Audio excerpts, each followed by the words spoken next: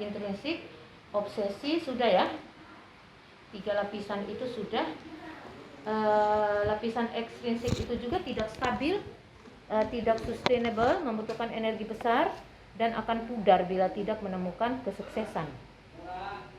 Kemudian di sini juga kita akan menemukan segala sesuatu yang lingkungan kita berikan, itu ada di intrinsik juga. Suka tidak suka, iritasi, toleransi, prejudice, itu semuanya ada di neolimbik bagian ekstrinsik. Kemudian obsesi tadi sudah. Sekarang kita masuk dalam on expectation. Apa itu on expectation? Ada yang tahu on expectation? Ini harapan, Bu. Harapan, ya. Bergerak karena ada harapan. Nah, di sini saya akan menjelaskan mengenai the Pygmalion effect. Sudah pernah the Pygmalion effect? Belum. Paham? Tahu? Belum. Sama the Golem effect. Ya, ada 2 efek, expectation effect, the Pygmalion effect sama Golem effect, ya. Ini di expectation. Apa itu? Pygmalion effect itu orang yang hidup berdasarkan apa yang kita harapkan untuk mereka. Nah, orang yang hidup berdasarkan ekspektasi orang lain. Jadi orang mengharapkan apa dari dia, dia bergerak berdasarkan harapan orang, ya. Pygmalion effect, ya. Bagaimana kita berpikir tentang orang lain akan mempengaruhi bagaimana mereka penampilan mereka atau perform mereka. Di sini di Pygmalion effect ini ada penelitian para ahli. Jadi sebelum tahun ajaran baru, para peneliti memberikan kepada guru-guru, dia pilih secara acak, ini loh yang high potensi, ini loh yang potensinya tinggi, dia kasih sama guru. Penelitinya memilih secara acak, tapi begitu proses berjalan di kepala gurunya kan tertanam ya, anak yang ini punya potensi yang tinggi. Nah, ketika waktu berjalan, di akhir semester dicek hasilnya, ternyata apa yang diramalkan oleh para peneliti ini sesuai dengan apa yang dinilai oleh guru. Jadi di situ guru itu memberi penilaian kepada murid-muridnya berdasarkan apa yang sudah ada di kepalanya. Itu namanya Pygmalion effect, ya. Jadi di sini Pygmalion effect ini sudah terbukti dia. Jadi kita sebagai guru buatlah harapan-harapan yang baik terhadap anak-anak kita. Karena apa? Anak-anak kita itu dia akan bergerak sesuai dengan gurunya mengharapkan apa dari dia gitu loh. Nah, begitu juga kalau harapannya itu negatif. Kalau harapannya negatif, kecenderungan mereka juga akan menuju ke arah situ. Itu di bawah sadar loh itu. Jadi kita tidak boleh apa? Kayak stigmatisasi, itu nggak boleh. Nah, ini Pygmalion effect ini bertolak belakang dengan si Golem effect. Negative expectation lead to negative outcomes. Apa itu? Negatif, harapan negatif akan hasilnya juga negatif nantinya. Iya. Nah, jadi itu pengaruhnya itu terhadap stigmatisasi. Jadi guru itu bisa membos atau menahan kemajuan anak dengan apa? Dengan harapan-harapannya dia. Harapannya dia negatif, anak itu menjadi negatif. Tapi harapan dia positif, kemajuan terhadap anak itu juga secara signifikan terlihat. Ya, itu berdasarkan dua teori di materi kita on expectation. Ya. Ini ada pertanyaan? Tapi bagaimana dengan ekspektasi yang terlalu besar? Ya, ada ekspektasi yang terlalu besar, ada yang tidak punya ekspektasi apa-apa sama anak. Boleh ini diperkirakan? Apa Bu? Too much expectation. Apa yang terjadi bila terlalu ekspektasinya terlalu tinggi? Kecewa nanti. Satu, kecewa di anaknya, pressure, tekanan yang terlalu tinggi, Stres nanti Bu. ya, dan insecure. Anak merasa tidak aman. Karena apa? Karena ekspektasinya terlalu tinggi, ya. Harapan yang terlalu tinggi terhadap satu anak itu tadi dikatakan apa? Menyebabkan tekanan juga, tekanan terhadap hidup si anak itu. Tapi bagaimana kalau tidak ada harapan? Jalan aja begitu, kita tidak mengharapkan apa-apa. Anaknya nggak ada target nanti. Ya, they don't know how to stand up for themselves and Tidak bisa mandiri, nggak ada arahnya. nggak ada arah. Jadi low expectation tidak baik, high expectation juga tidak baik. Ya, itu di expectation ya. Lalu bagaimana yang bagusnya seperti apa? High expectation, terlalu tinggi expectation tidak baik, tidak ada expectation juga tidak baik. Ada usul untuk yang pasnya seperti apa harapan kita terhadap anak? Secukupnya. Ya, secukupnya itu bagaimana realnya? Secukupnya sih, iya. Potensi anaknya tuh seperti apa? Mm-mm. Kalau misalnya kita lihat ada potensi dia di musik, nggak usah dipaksa memperhatikan. Mm-mm. Ada Terus? potensi dia di olahraga, nggak usah dipaksa musik kayak gitu. Oke. Nggak bisa berekspektasi bahwa dia akan bisa segalanya di bidang sesuai dengan bidangnya aja sih. Sesuai dengan bidangnya. Oke, karena kalau ekspektasinya terlalu banyak juga membawa tekanan ya. Nah, kalau di ekspektasi di sini kita harus, nah itu tadi saya bilang itu ada 3 langkah di sini, 3 langkah yang pas supaya bisa yang kamu bilang tadi apa namanya? Tengah, sesuai. Ha.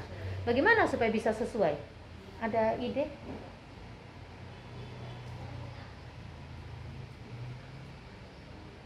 Kalau tadi kan sesuai bakat. Kalau kamu, ayo dikasih ide, karena ini kita bukan pedagogi, ini pendidikan orang dewasa. Kalau pendidikan orang dewasa itu beda dengan pendidikan anak-anak. Saya harus meminta kalian berpendapat gitu. We must discuss. Diberi pilihan. Diberi pilihan. Apalagi? Minta anak eksplor dirinya dulu Bu. Apa? Minta anak buat eksplor dirinya dulu. Eksplor dirinya. Kamu? Kita mencari tahu kelebihannya dia, terus kita fokus pengembangan kelebihannya dia juga. Ya, mirip ya. Oke. Kalau di yang saya pelajari, berapapun yang kita harapkan dari mereka, di mana Pygmalion itu supaya bisa berjalan, artinya kita mengharapkan hal yang baik kepada anak-anak. Satu, diskusikan dengan anak. Ya, jadi diskusikan dengan mereka supaya ekspektasi itu tidak terlalu tinggi, tidak terlalu rendah juga. Ya. Jadi minta pendapatnya mereka, minta pendapatnya anak. Kalau kita harapannya begini, mereka bagaimana? Ma, jangan begitu, terlalu tinggi itu. Saya sampai di sini aja deh. Kemudian, kedua apa? Kedua, aturan itu harus di-set up sama-sama. Ya, harus di-set up sama-sama. Kemudian yang ketiga, challenge them. Apa itu challenge them? Memberi tantangan-tantangan Iya, mereka. kasih tantangan terhadap mereka. Ya, memberikan tantangan kepada anak-anak supaya nggak bete mereka dengan mungkin terlalu bawa atau bosan. iya mereka bosan. Harus kasih anak-anak itu challenge, apa namanya? Tantangan. Ya, tantangan harus diberikan. Kita sebagai guru harus kasih tantangan kepada anak-anak. Ya, supaya mereka itu punya harapan yang meningkat, yang tinggi. Tinggi, tapi tinggi tidak tinggi karena kita gitu loh. Tinggi karena dia memilih itu gitu loh. Dia memilih, dia mengeksplor kekuatannya. Tadi sudah ya, eksplor kekuatan mereka juga itu sudah. Oke. Kita harus mulai dari mana kita melihat anak-anak kita. Jadi kita melihat anak didik maupun anak kalian nanti itu dengan apa? Positif atau negatif? Positif. Sehingga apa? Positif itu juga yang akan menyertai mereka. Kemudian lihat mereka dengan cinta, pengharapan, dan lihat apa yang ada di dalam mereka. Lihat potensi mereka, Tadi Gareth sudah bilang lihat potensi mereka. Cara kita melihat mereka akan membantu mereka menjadi apa kelak. Ya. Jadi itu inti hari ini. Sudah berapa menit? 15 menit. Oke. Kunci dari saya mau cek saya bisa masuk ke on punishment atau enggak gitu. Tadi on expectation.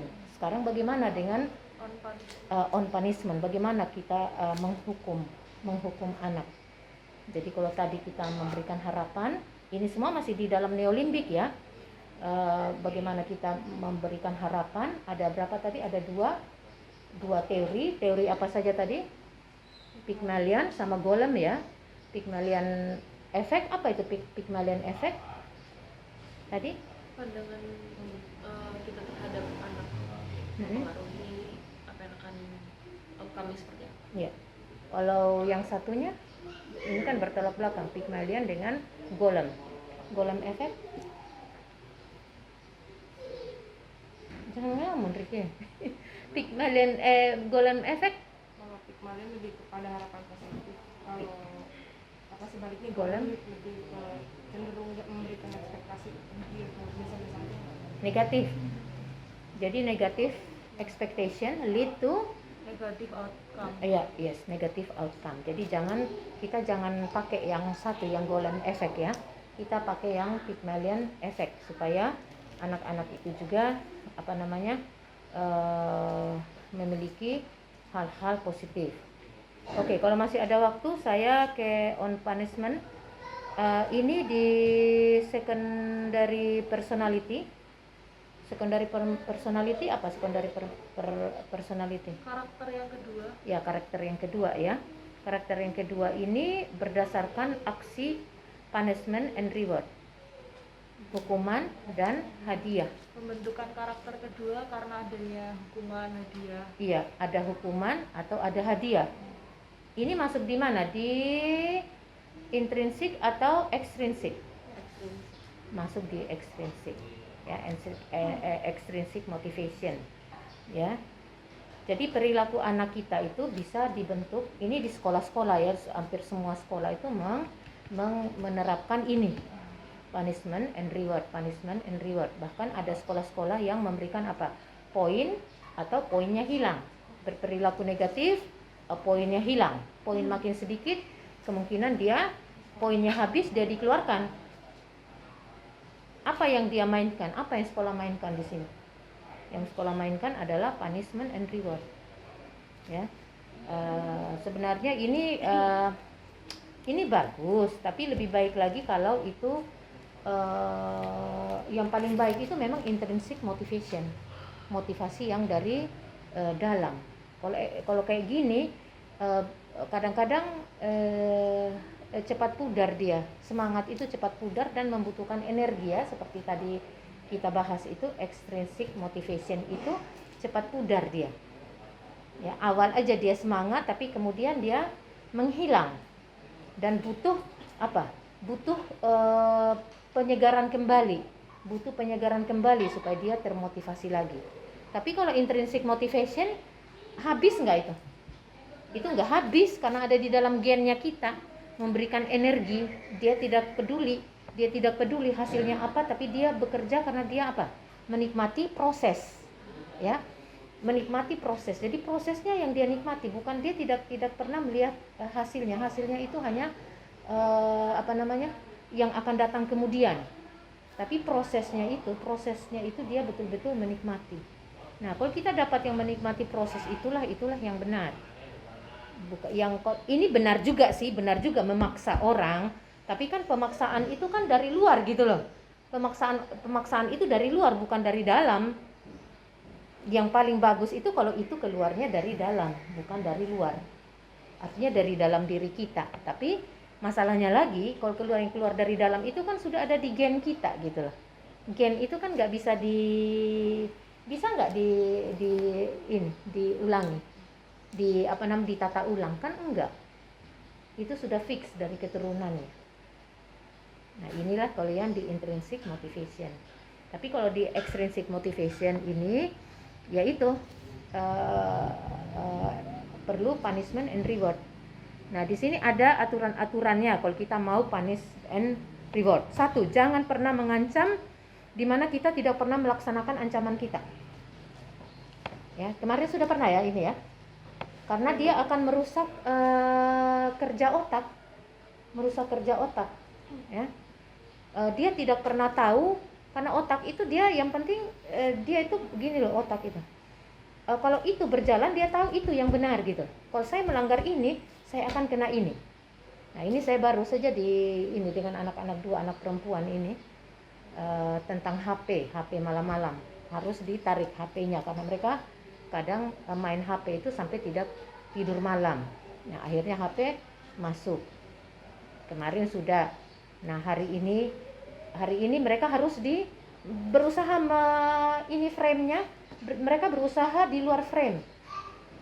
Saya sudah mau istirahat. Saya bilang HP dimasukkan. Oh, mereka masih mau kerja tugas katanya. Oke, mau kerja tugas. Pak Budi masuk tidur, saya tanya HP anak-anak sudah dikumpulin belum? Belum. Akhirnya Pak Budi yang harus kumpulin HP-nya. Artinya apa? Mereka itu sekalipun kita bikin framework itu berusaha mereka langgar. Jadi pagi saya bikin lagi aturan. Kamu seperti tadi malam lagi, orang lain yang harus ngumpulin HP, pagi berikutnya HP saya kasih masuk dalam lemari, saya kunci. Dan itu akan saya laksanakan besok kalau memang mereka tidak taat. Ya, karena biar otaknya itu bisa lurus. Biar neolimbiknya itu tahu itu aturan. Ya. Kalau di sini kan Gareth, saya minta tolong Gareth kan ambil HP mereka kan disimpan. Nah, kalau Gareth tidak konsisten, dia tidak berpikir, anak 2 ini tidak akan berpikir bahwa itu